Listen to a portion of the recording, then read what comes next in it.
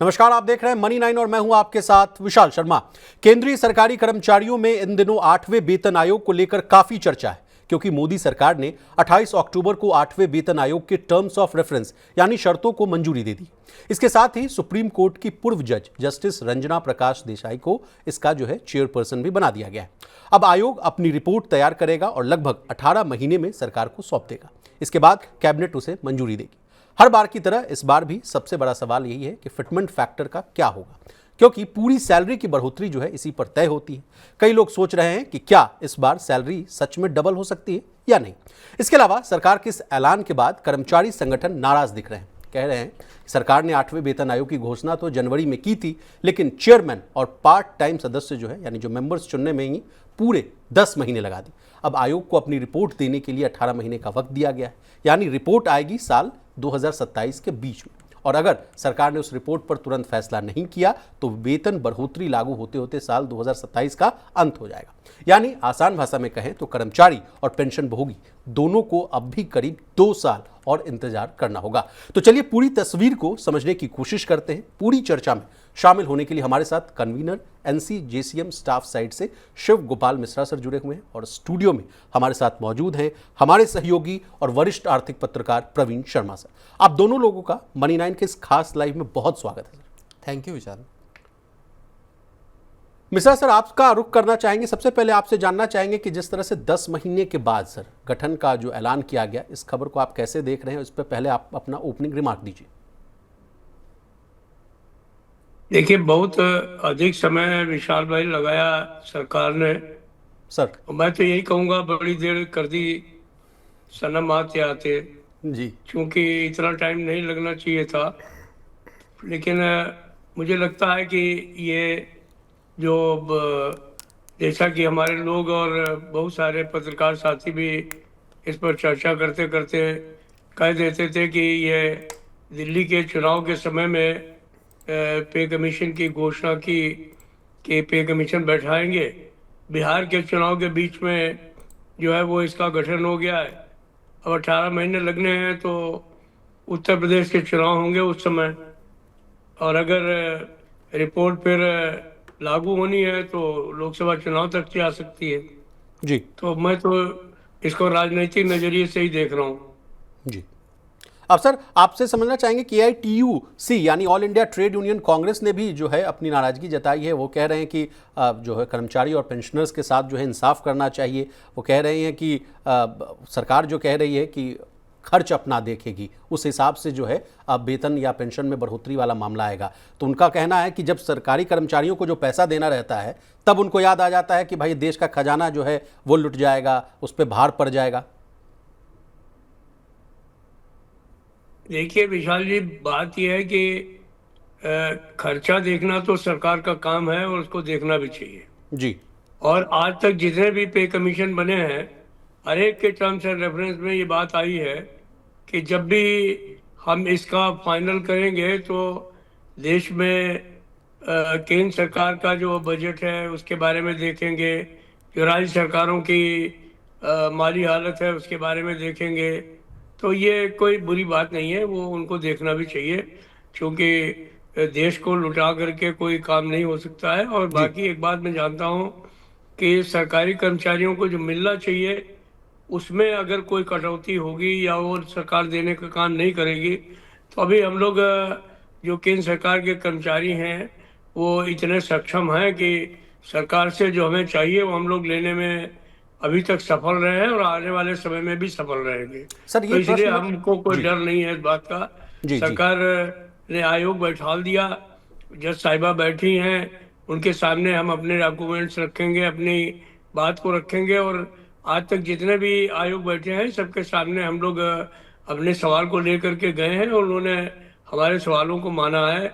ये जरूर है कि कभी किसी ने कम माना है, कभी किसी ने ज़्यादा माना है, ये डिपेंड करता है। श्री कृष्णा साहब थे तो उन्होंने बहुत अच्छा पे कमीशन देने का काम किया 6ठे वेतन आयोग में। 7वें वेतन आयोग में अशोक माथुर जी थे, थोड़ी सी कंजूसी दिखा गए। वो हमारे 20,000 रुपये तय करके भी उसमें वो एक चाय पिलाई उन्होंने वित्त मंत्री को और 2,000 रुपये हमारे काट लिए, 18,000 कर दिए। तो बात यह है कि हमें बहुत विश्वास है रंजना देसाई जी पर। वो निश्चित तौर पर सरकारी कर्मचारियों के साथ न्याय करेंगी, ऐसा हमें विश्वास है।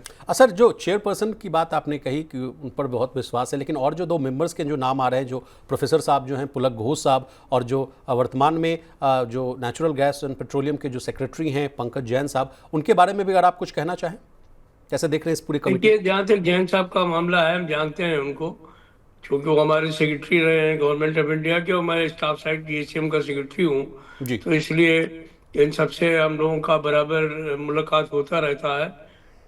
मैं एक बात बता दूं आपको कि सेक्रेटरी जो है वो भारत सरकार का इसी बात के लिए होता है कि जो भी चीज़ें कर्मचारी पक्ष रख रहा है या जो सरकार की तरफ से आंकड़े पेश किए जा रहे हैं, उनको जो है वो पे कमीशन के चेयरपर्सन के सामने रखने का काम करे, और उसके बीच में एक बैलेंस बैठाने का काम करे। जी। जहाँ तक पुलक घोष साहब का मामला है, अब हर बार कोई ना कोई एक व्यक्ति बाहर से लेने का काम होता है। मुझे नहीं लगता है कि उससे कोई बहुत ज़्यादा प्रॉब्लम होगी। वो आईआईएम के प्रोफेसर हैं, और मैं समझता हूँ कि वो जिस समय आर्गूमेंट होंगे, बातचीत होगी, तो उस समय उनके सामने हम लोग चीज़ों को रखेंगे कि सरकार जो है वो जब सरकारी कर्मचारियों की तनख्वाह बढ़ाएगी, उनके अलाउंसेस बढ़ाएगी, उनके भत्तों में बढ़ोतरी होगी, तो वो पैसा जब उनकी जेब में जाएगा तो वो सरकार देगी, तो वो खर्च ही होगा। जब वो खर्च होगा तो वो सरकार के लिए पॉजिटिव एक तरीके से जो है वो एक बन करके निकलेगा। जब भी सरकारी कर्मचारियों की तनख्वाहें बढ़ती हैं, तब तब जो है वो देश की माली हालत जो है वो सुधरने का काम होता है। तो ये हमेशा के पे कमीशन के बाद हुआ है। मैं समझता हूँ इस बार भी जो ये बनाया है कमीशन उन्होंने, तो इसमें भी जो बैठे हुए हैं प्रतिनिधि लोग, वो सकारात्मक तरीके से सोचने का काम करेंगे, और मुझे पूरा विश्वास है कि इसमें हम लोगों को सफलता मिलेगी। जी। मिश्रा जी, मेरा एक सवाल ये है कि अब चूंकि आयोग का गठन हो गया है, टर्म्स ऑफ रेफरेंसेस को भी सरकार ने अप्रूवल दे दिया है कैबिनेट से, आपको क्या लग रहा है पहली मीटिंग कब हो सकती है कंसल्टेशन के लिए? इस तरह का कोई इनपुट अभी आप लोगों के पास आया है या नहीं आया? प्रवीण जी, फैक्ट तो ये है कि मैं अभी सियोल में हूँ, जी जहाँ से मैं आपसे बात कर रहा हूँ। जी मैं कल वापस देश में आऊँगा, जी और आते ही इस बारे में जो भी इसके हुक्मरान हैं उनसे बातचीत करके पहली मीटिंग कब होगी उसके बारे में भी तय करूँगा, और इसका जी पूरा एजेंडा भी तय करूँगा कि जी किस तरीके से ये सारी चीज़ें जो हैं वो जी आगे बढ़ाने के काम कर रहा है। लेकिन हम अपनी तरफ से पूरी तैयारी में हैं। हमारे तमाम साथियों ने इसके बारे में, चूंकि जब 10 महीने का विलम्ब हुआ है, तो उन लोगों ने भी काफ़ी तैयारी कर ली है। जी तो जैसे ही ये कार्यक्रम कार्य करना शुरू कर देगा हमारा पे कमीशन, तो मैं समझता हूँ कि कर्मचारी पक्ष की ओर से कोई भी विलम्ब नहीं होगा।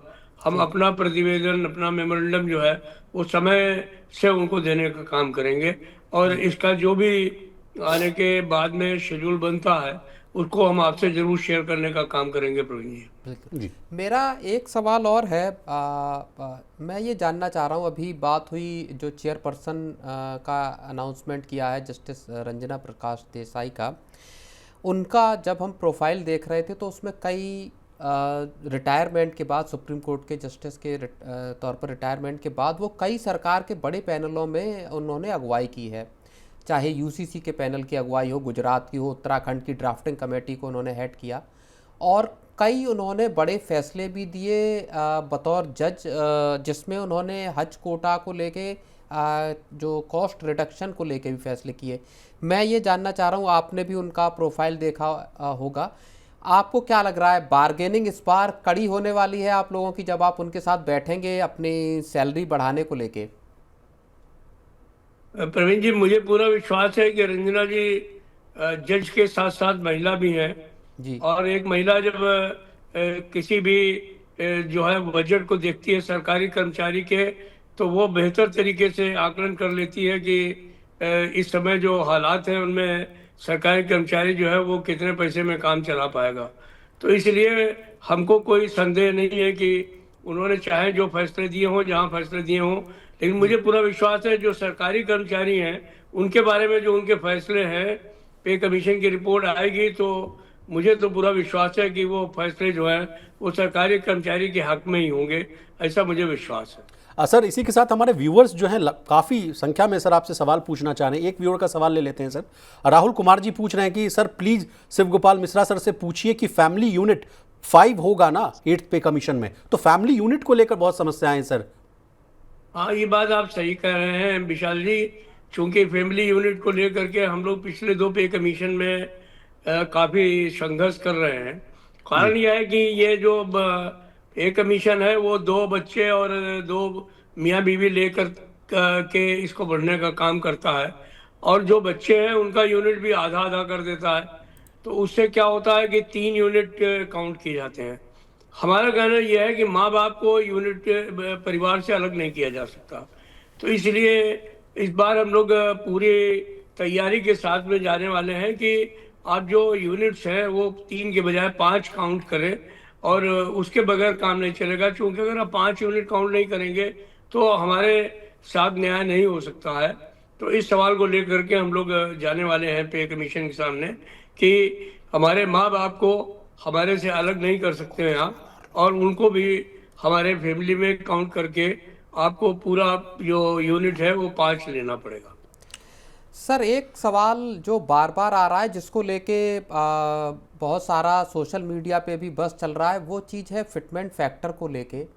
ये कई जगह मैंने ये देखा कि आया कि इसको लेके स्पेकुलेशन ना की जाए, मीडिया में कई तरह की भ्रामक जानकारियाँ चल रही हैं।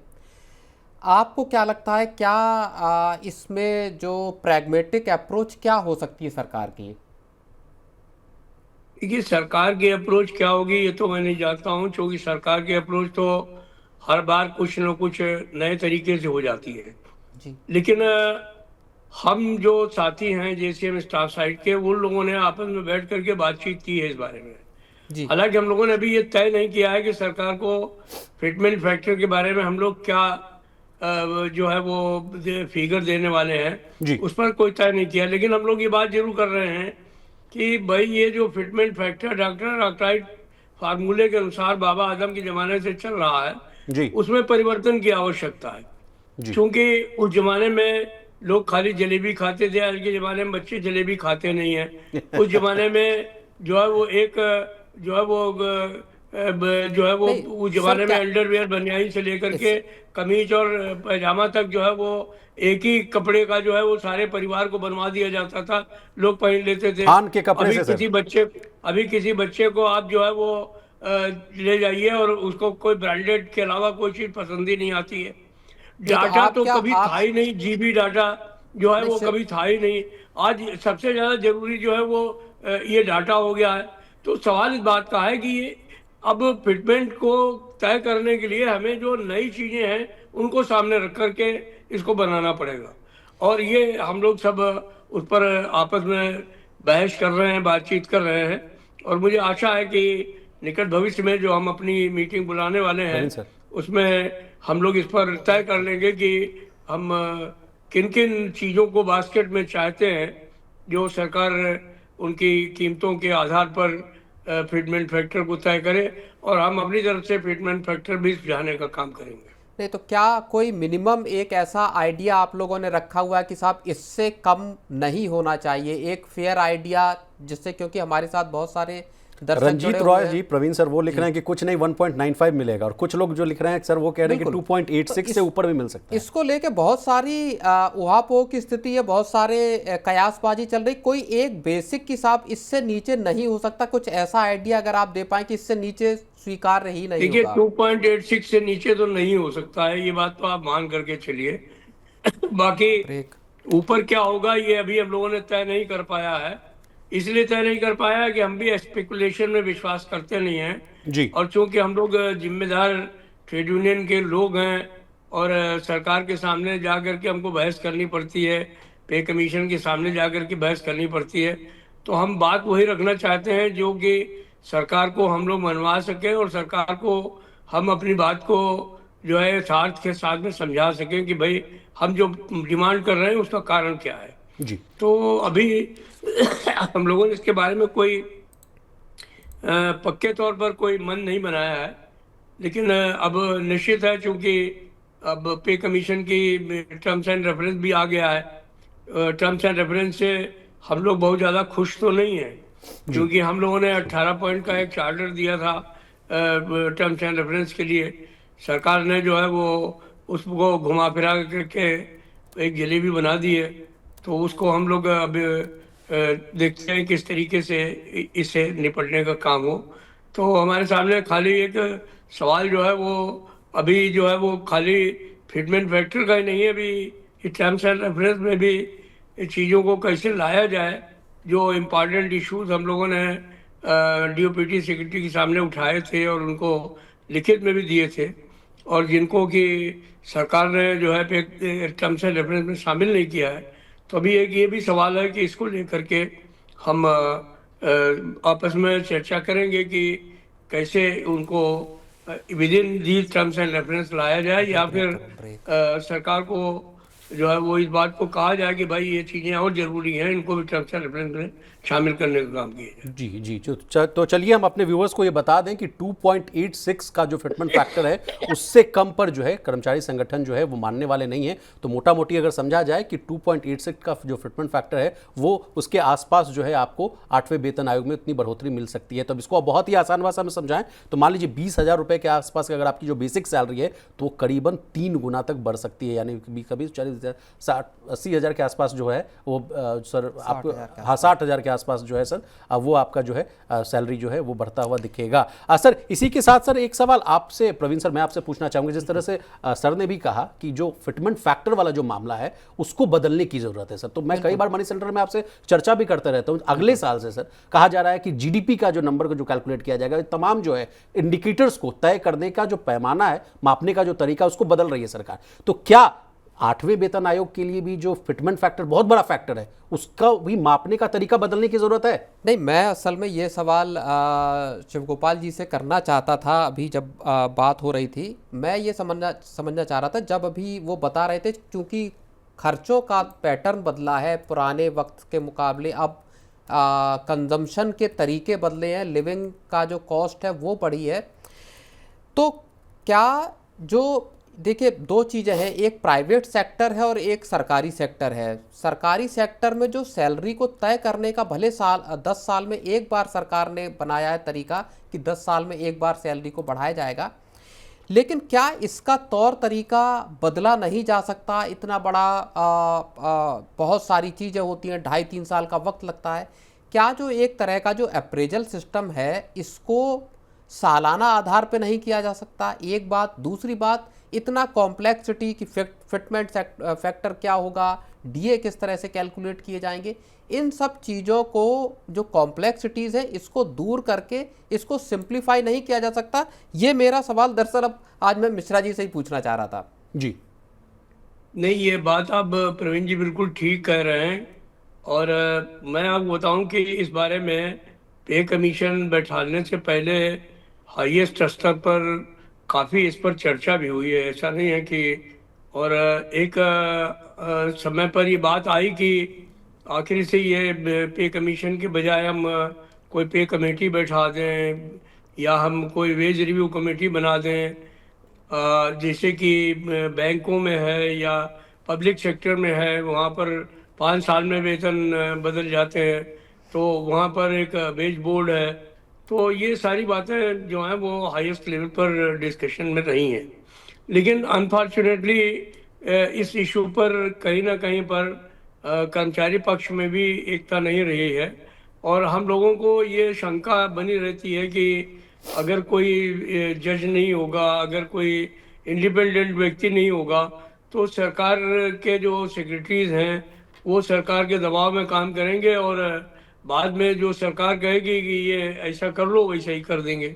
तो इसलिए जो एक विश्वास का वातावरण है वो नहीं बन पाता। लेकिन मैं आपकी बात से सहमत हूँ। एक बात तो ये है कि हम लोगों की खुद मांग है कि जब आप पब्लिक सेक्टर में 5 साल में वेतन चेंज करते हैं तो हमारे लिए आप 10 साल क्यों रखे हुए हैं? ये 3 साल में भी हो सकता है, 5 साल में भी हो सकता है। और जब आप पब्लिक सेक्टर का कर रहे हैं, बैंकों का 5 साल में कर रहे हैं, तो सरकारी कर्मचारियों को 10 साल क्यों इंतजार कराने का मामला है। जी तो निश्चित तौर पर इसमें बदलाव तो होना चाहिए।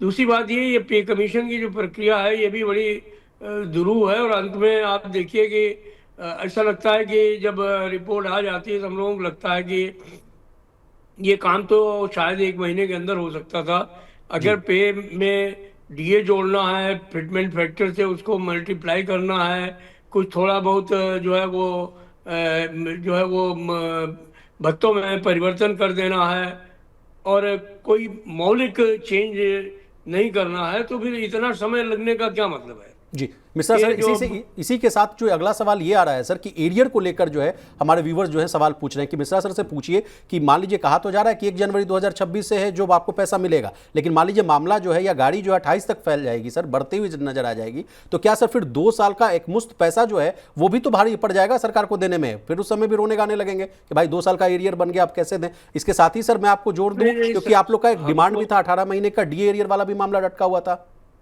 विशाल जी, जो बात आप कह रहे हैं उसमें यही हम लोगों को भी आशंका है। सर आशंका यह है कि जब देखिए, तनख्वाह तो फिक्सेशन जो है वो 1 जनवरी 2026 से ही होगा, और उसका जो एरियर है वो मिलेगा, इसमें कोई शक नहीं है।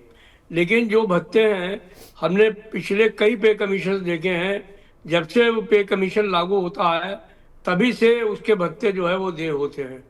तो ये प्रसंगा जो है वो ये सरकार भी जी इसलिए पीछे भी मारा है, और आने वाले समय में भी ये सरकारी कर्मचारियों के साथ अन्याय हो सकता है। जी हालांकि हम लोग इस बात के लिए लड़ाई करेंगे, पे कमीशन के सामने भी इस बात को रखेंगे कि भाई इधर 10 महीने में सरकार जो है वो पे कमीशन नहीं बैठाए, और जब हमारा 1 जनवरी 26 से ही सारी चीज़ें दे हैं, तो पे कमीशन हमारे लिए ये सिफारिश करे कि हमारे भत्ते भी 1 जनवरी 2026 से हमको मिलने चाहिए। हम जी इसका पूरा प्रयास करेंगे उस समय। लेकिन अब ये समस्या तो है कि अभी तक जो पोजीशन रही है, मैं वो अपने साथियों को उससे जो है वो नहीं रखना चाहता, उनको किसी भ्रम में नहीं रखना चाहता। वो ये है कि अभी तक सरकार ने जब भी पे कमीशन जब से लागू किया है, जब से उन्होंने लागू तो कर दिया है उन्होंने, मान लीजिए 1 जनवरी 16 से या 1 जनवरी 26 से लागू हो जाएगा। जी लेकिन जो अलाउंसेज हैं जी वो उन्होंने उसी डेट से पे किए हैं बड़े हुए, जिस डेट से पे कमीशन जो है वो उन्होंने डिक्लेयर किया है। जी जी। और सर मेरे पास डेटा भी, अगर मान लीजिए छठे वेतन आयोग की मैं बात की जाऊँ तो उसमें भी सर पूरी अमली जामा पहनाने में from starting to the end 22 महीने का समय लग गया, अब पूरा पैसा मिलने में और तमाम चीज़ों को। 7वें वेतन आयोग की बात की जाए तो इसमें तो 28 महीने लग गए सर। तो कुल मिलाकर कहा जा रहा है कि 22 से 28 महीने का समय लग रहा है, जिसको आप भी कम करने की बात कह रहे हैं। प्रवीण सर, आप कुछ पूछना चाहेंगे ओपीएस को लेकर, ओल्ड पेंशन स्कीम को लेकर? नहीं, ओल्ड पेंशन स्कीम और यूपीएस को लेके तो बहुत सारे सवाल हैं जो हम करेंगे। मेरा एक सवाल ये है कि आपने अभी एक बात कही कि जो टर्म्स ऑफ रेफरेंस हैं इसको लेके भी सरकार के साथ थोड़ा मतभेद दिखाई दिया है आप लोगों में। तो यहाँ से फिर अगर टर्म्स ऑफ रेफरेंस को लेके आपके साथ और सरकार के साथ दिक्कतें हैं तो फिर चीज़ें कंसेंसस पे कैसे पहुँचेंगी सर? ऐसा है प्रवीण जी, ये प्रॉब्लम्स हम लोग पिछले जब भी मैं चौथे वेतन आयोग से जुड़ा हुआ हूँ, जी पे कमीशन से, चौथे वेतन आयोग में थोड़ा परोक्ष रूप से था, 5वें में, 6ठे में, 7वें में, तो मैं बराबर मतलब उसकी एक तरीके से अगुवाई करता रहा। तो हमने हमेशा देखा है कि टर्म्स एंड रेफरेंस में जो चीज़ें हम लोग देते हैं, सरकार नॉर्मली उनको 100% मानती नहीं है। पिछली बार टर्म्स एंड रेफरेंस में और जो हमने कहा था उसमें भी सरकार ने जो है वो दूसरी अपनी नीति रखी थी, लेकिन बाद में हम लोगों ने जब पे कमीशन के सामने गए और जब हम लोगों ने उन्हीं टर्म्स एंड रेफरेंस के अंदर अपने दूसरे विषयों को रखा, तो उन्होंने कहा सरकार ने कि ये आपका जो विषय है वो टर्म्स एंड रेफरेंस के अंतर्गत नहीं है। लेकिन हम लोगों ने उसको प्रूव किया कि नहीं, हम लोग जो बात कर रहे हैं वो अपने वेजेस और अलाउंसेस और इनके जो फ्यूचर प्रोग्रेशन है उसको लेकर के जो हम बात कर रहे हैं वो जो आपके व्यापक टर्म्स एंड रेफरेंस है उसके अंदर ही कर रहे हैं। तो फिर चेयरमैन जो थे हमारे, उन्होंने मान लिया कि नहीं ठीक है, हम बातचीत करते हैं और अपनी रिपोर्ट जो है जब देंगे तो उसमें इस बात को मेंशन कर दिया जाएगा कि सरकार ये कह रही थी और कर्मचारी पक्ष ने ये कहा है और हमने इनकी बात को सुना है, हमारी अपनी रिकमेंडेशन ये है। बाकी सरकार तो अल्टीमेट है, वो जो मानेगी उसको मान लेगी, नहीं मानेगी नहीं मानेगी। लेकिन मेरा कहना ये है कि बहुत सारी चीज़ें जो है वो जड़ता से ठीक नहीं होती हैं। थोड़ी फ्लेक्सिबिलिटी अगर टर्म्स एंड रेफरेंस में रहती है तो उससे सरकार के लिए भी अच्छा होता है और पे कमीशन के लिए भी अच्छा होता है और सरकारी कर्मचारियों के जो पक्ष हैं उनके लिए भी अच्छा होता है। अब की बार में मुझे इन टर्म्स एंड रेफरेंस में कुछ जड़ता नज़र आ रही है, तो उस जड़ता को कैसे तोड़ा जाएगा, मैं अभी तक इस बारे में कुछ पक्के तौर पर नहीं कह सकता हूँ। लेकिन निश्चित तौर पर हम लोग इसके बारे में जब बैठेंगे तो एक चर्चा करके कोई न कोई रास्ता जरूर निकालेंगे। वैसे तो ये निश्चित ही है कि पे कमीशन बैठ गया है, तो हम उसमें पे कमीशन के सामने जाएंगे और जो भी हमारे सवाल हैं उनको हम पे कमीशन के सामने पूरी दृढ़ता के साथ रखने का काम करें। नहीं, तो ये जो बात आप कह रहे हैं, दरअसल मैंने सवाल इसी वजह से पूछा था क्योंकि जो सरकार ने एक दायरा दिया है जब इस चीज़ का ऐलान किया पे कमीशन को अप्रूव करने का, उसके टर्म्स एंड कंडीशंस को, उसमें सर पहली ही बात जो है वो ये कहा गया है कि जो आयोग है वो देश की इकोनॉमिक कंडीशंस को, आर्थिक हालात को और फिस्कल प्रूडेंस को देखते हुए काम करेगा। तो जो बात एक आप कह रहे हैं कि एक क्या सरकार ने इस चीज़ को अब एक बांधने का काम किया है कि आप थोड़ा देश के हालात पे भी नज़र रखिए और फिस्कल प्रूडेंस का जो एक बात है जिसपे सरकार 4.8% पे फिस्कल डेफिसिट को लेके आई है। जी प्रवीण जी, ये पिछले 4 पे कमीशन का आप टर्म्स एंड रेफरेंस ले लीजिए जी और सबसे पहला आइटम यही है चारों पे कमीशन के टर्म्स एंड रेफरेंस का। जी सरकार ने कोई कामा फुल स्टॉप में बदलाव नहीं किया है। वो जो जो चौथे में था वही 5वें में, वही 6ठे में, वही 7वें में, वही 8वें में है। तो ये सरकार का अपना नीतिगत मामला है, वो इस बात को लिखेंगे ही। मेरे को नहीं लगता है कि अगर देश की हालात ठीक नहीं है तो सरकारी कर्मचारी के कपड़े उतार ले पे कमीशन, ये संभव नहीं है। और ऐसा कोई पे कमीशन करने लगेगा तो हम लोग इतने यतीम भी नहीं हैं। हम कोई चीज़ हासिल करते हैं तो कोई कटोरा लेकर के भीख मांग करके नहीं हासिल करते हैं। हम हमारे अंदर अभी इतनी क्षमता है, हमारे साथियों में इतनी क्षमता है कि अगर हमारे साथ कोई अन्याय करेगा तो हम उससे लड़ करके भी ले सकते हैं। जी जी। अब सर पेंशन भोगियों की बात कर लेते हैं सर, पेंशन होल्डर्स की भी बात कर लेते हैं। एक सवाल आ रहा है अमित कुमार सिंह का कि सर यूपीएस पर भी सवाल पूछिए कि वॉलंटरी रिटायरमेंट पर जाने पर पेंशन कब शुरू होगी, वीआर डेट से, यानी जो वॉलंटरी रिटायरमेंट वाली डेट से या सुपर एनुएशन वाली डेट से। इसको लेकर सर इस सवाल का भी आप जवाब दीजिएगा, लेकिन आपसे द बिगर पिक्चर पर बात करते हैं सर। ओपीएस के बाद एनपीएस सरकार लाई, एनपीएस के बाद यूपीएस लाई, लेकिन सर कई लोग अभी भी ऐसे हैं जो एनपीएस से यूपीएस में शिफ्ट नहीं हो रहे। आंकड़े बता रहे हैं कि मात्र देखिए 30 लाख लोगों में से जो सरकारी कर्मचारी हैं उनमें से मात्र 1 लाख लोगों ने ही जो है यूपीएस को ऑप्ट किया है। ये पूरा मामला क्या है सर, इसको कैसे आप देख रहे हैं? क्या यूपीएस टोटल फेल्योर है?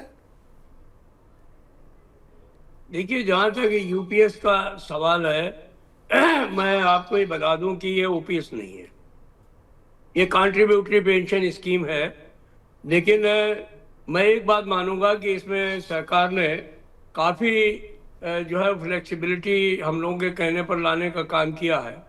और सबसे बड़ी बात यह है कि अभी इन्होंने जो जो लेटेस्ट इसके अंदर बदलाव किया है वो ये किया है कि हम रिटायरमेंट से 1 साल पहले जो है वो अगर ये देखते हैं कि हमारे एनपीएस में हमारा पैसा ज़्यादा है तो हम जो है स्विच ओवर कर सकते हैं उसमें जाने के लिए जी। बाकी जो दूसरे सवाल है उनमें हम लोगों ने तमाम सुधार करवाए हैं इसमें।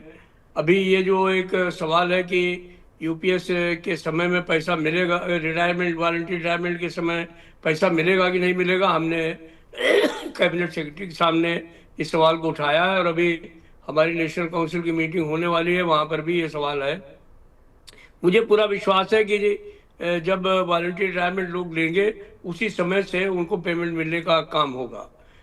जहाँ तक अभी इस पर लोगों को जो है वो भरोसे का सवाल है। मैं समझता हूँ कि पहले तो मुश्किल से 10-12 हजार लोगों ने ऑप्ट किया था, अभी लोगों की संख्या काफ़ी बढ़ी है, और ख़ासतौर पर उन लोगों की बढ़ी है जो 1 जनवरी 2004 के बाद भर्ती हुए और 31 दिसंबर 2024 से के पहले रिटायर हो गए हैं। सो उनको इस समय पेंशन के नाम पर सिर्फ 800 रुपये, 1500 रुपये, और इवन जो हायर ब्रैकेट में लोग हैं उनको 2500 रुपये मिल रहे हैं जी पेंशन के नाम पर।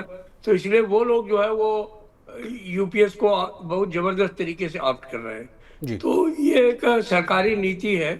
हम लोगों ने काफी संघर्ष किया, प्रधानमंत्री जी ने भी इसमें इंटरवेंशन किया, और उसी वजह से फिर इनको जो है वो 50% मतलब गारंटीड पेंशन के ऊपर आना पड़ा। मिनिमम जो फैमिली पेंशन है उसको 30% से 60% बढ़ाना पड़ा। जी जो कम से कम पेंशन 5,000 रुपये दे रहे थे उसको ले जा करके 10,000, उसके ऊपर भी जो है वो डीए देने की बात करनी पड़ी। तो अभी जो डीए मिल रहा है, आधी पेंशन मिल रही है, वो एक तरीके से एक एश्योर्ड पेंशन है, जो मैं समझता हूँ कि आदमी को जो उसकी आदमी की ज़रूरत थी, अगर वो नहीं मिलती तो जी ये 800, 1500, 2500 रुपये में किसी आदमी का गुजारा नहीं हो सकता था। सर, इसी के साथ मेरा अभी अगला जो इसमें सवाल ये कमियां है। हैं उसको जी ठीक कराने का काम करेंगे आने वाले समय में, तो उसके लिए बहुत घबराने की आवश्यकता नहीं है। पहले भी जो पेंशन आई थी उसके अंदर 25 साल में बहुत परिवर्तन हुए। पहले 33% थी, फिर 33 साल था, फिर वो जो है 50% हुई, 20 साल हुआ। तो आने वाले समय में भी इसमें बहुत काफ़ी परिवर्तन होंगे, ऐसा नहीं है कि ये यहीं पर रुकने वाला है। तो जी वो सब चीज़ें तो हम लोग ठीक करा लेंगे, लेकिन समस्या सिर्फ यही है कि जो हम लोगों की चाह थी कि ओपीएस ही बहाल हो जाए, एग्जैक्टली सर। कंट्रीब्यूटरी पेंशन ना रहे, वो नहीं संभव हो पाया है। और मैं समझता हूँ कि सरकार चाहे ये रहे चाहे कोई भी रहे, अब वो कंट्रीब्यूटरी पेंशन ख़त्म करने वाली नहीं है। हम लोगों ने काफ़ी इसके लिए संघर्ष भी करके देख लिया है, और जो है वो नेगोशिएशन करके भी देख लिया है। सर, जैसा कि आपने कहा भी कि 800-2500 रुपए से नहीं, काम कुल चलता मिला नहीं। के आप क्या कह रहे हैं कि पुरानी पेंशन की वापसी नहीं होगी?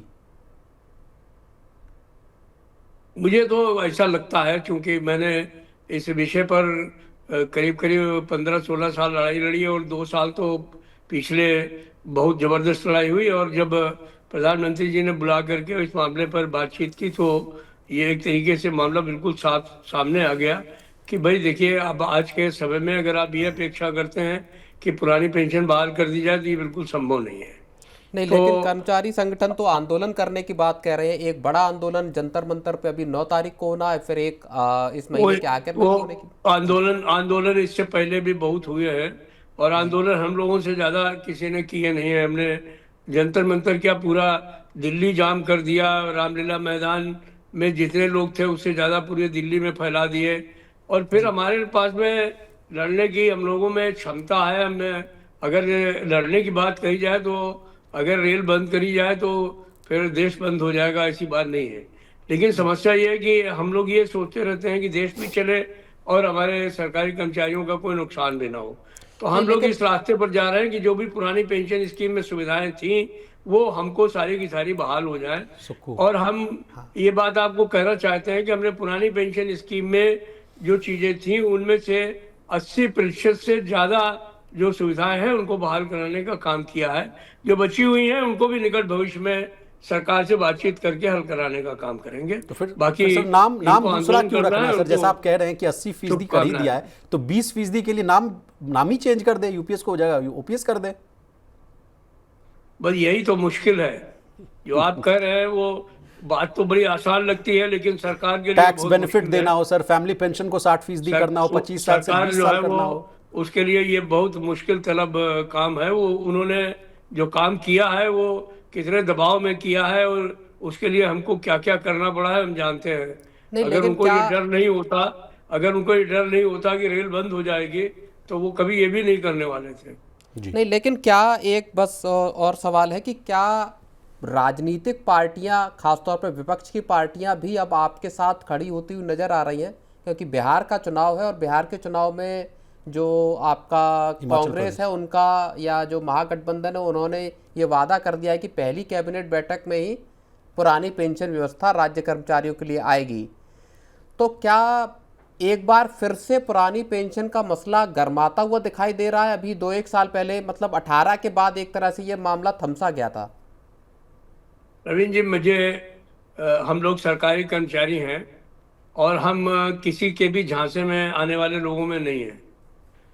जी। अटल जी के ज़माने में जसवंत सिंह ने एक नोटिस निकाल करके जो है वो पुरानी पेंशन ख़त्म कर दी और नया पेंशन ले आया।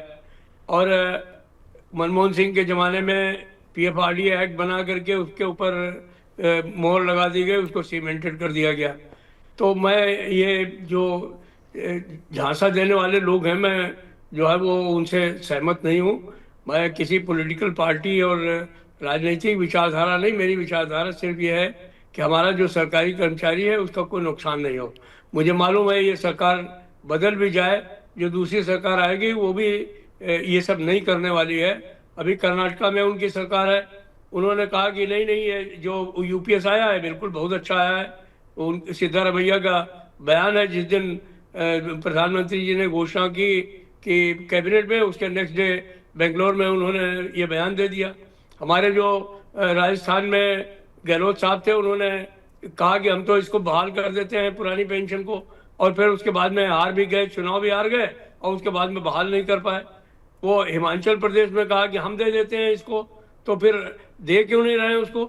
तो कहते हैं कि हमारे पास में पैसे नहीं है, केंद्र सरकार जो है हमारे पैसे वापस नहीं कर रही है।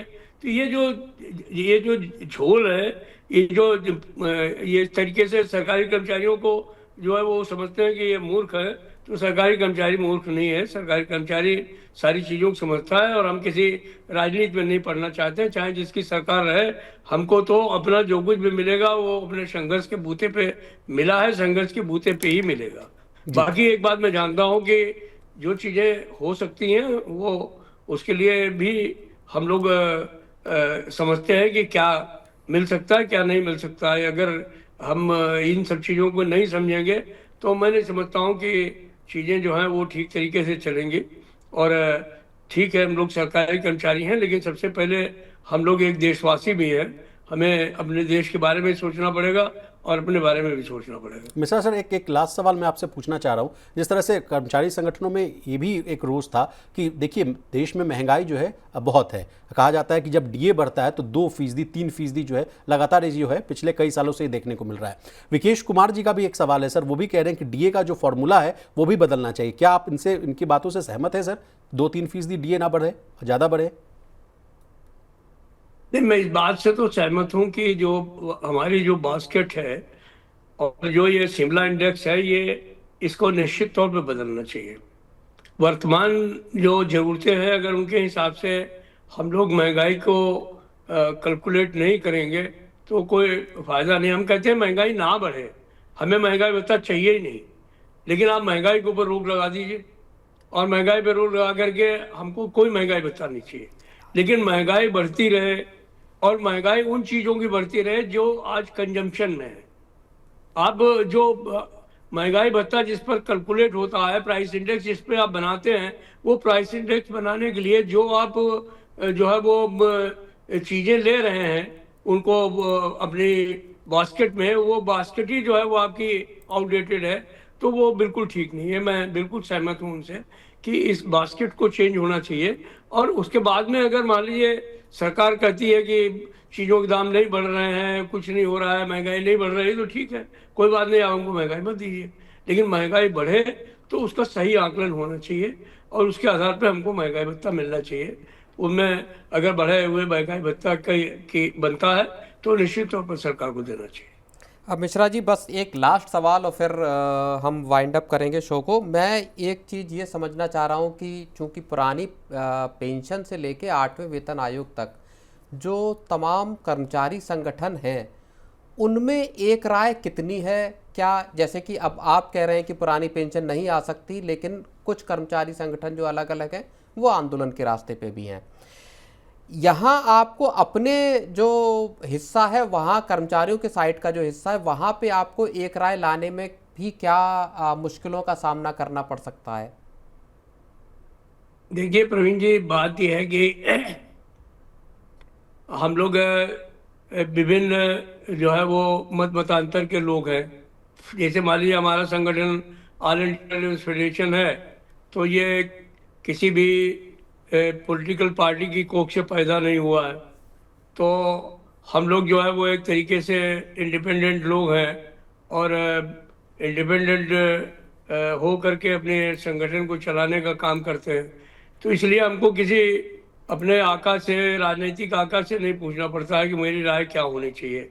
हम जो सरकार से बातचीत करते हैं और जो अपनी इंडिपेंडेंट राय बनाते हैं, उसके आधार पर काम करते हैं। उसके आधार पर हम अपने कर्मचारियों के बीच में जाकर के उनकी राय लेते हैं, और कर्मचारी मैं समझता हूँ कि ज़्यादा से ज़्यादा हम लोगों की राय से सहमत होते हैं। लेकिन इस देश में दुर्भाग्य है कि बहुत सारी जो पॉलिटिकल पार्टीज हैं वो पैदा बाद में होती हैं, पहले अपनी कोख से एक जो है वो ट्रेड यूनियन को जन्म दे देती हैं, और वो ट्रेड यूनियनें जो हैं वो अपने राजनीतिक आकाओं के इशारे पर जो है वो काम करती हैं। उनका जो विचारधारा है उसको लेकर के आगे बढ़ने का काम करती हैं। तो मेरा तो यही सोच है कि जब तक ये राजनीतिक लोग जो है वो अपनी विचारधारा कर्मचारियों के ऊपर थोपते रहेंगे, तब इस तरीके के संशय बने रहेंगे। लेकिन मुझे पूरा विश्वास है कि जो लोग विशुद्ध रूप से इंडिपेंडेंट, फ्री और डेमोक्रेटिक ट्रेड यूनियन में विश्वास रखते हैं, जैसे कि हम लोग हैं, वो अपने तरीके से काम करेंगे। तो मुझे पूरा विश्वास है कि टकराव भी बचेगा और कर्मचारियों का जो हित है वो भी उसके अंदर संभव हो पाएगा।